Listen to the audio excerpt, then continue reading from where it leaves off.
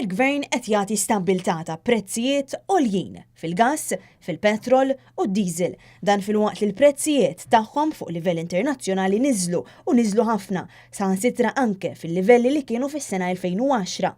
Iżda minkejja dan il-prezzijiet li qed inħallsu illum il-ġurnata mhumiex il-prezzijiet tal-2010. Imma huma prezzijiet għoljin li issa l-konsumatur Malti ilu jħallas tul din l-aħħar sena.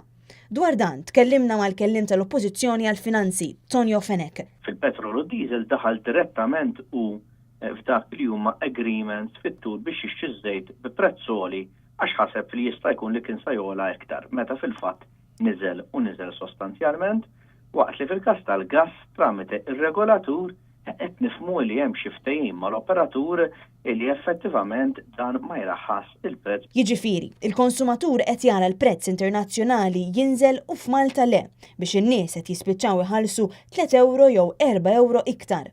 Prezzijiet li ma jirriflettux ir-realtà.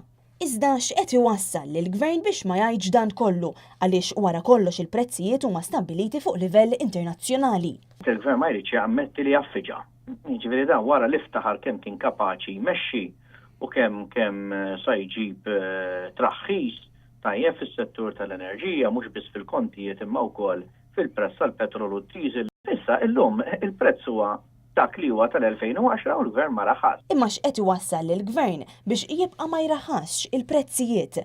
Il-Gvern għamel kumpanija hekk kemm sejħa Enemed li fid-diskors tal-Ministru tal-Finanzi fil-Budget jgħid li qed tagħmel ilih fenomenali, qed tagħmel ilih fenomenali.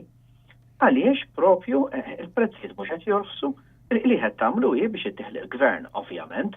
Tajjeb u allura indirettament din hija taxxa. Dan ifisser li l-poplu qed iħallas 29 ċenteżmu fuq il-petrol u 24 ċenteżmu fuq id-diesel aktar minn barra li anke l-gass mhux jorħos meta mqabbel mal-prezzijiet internazzjonali.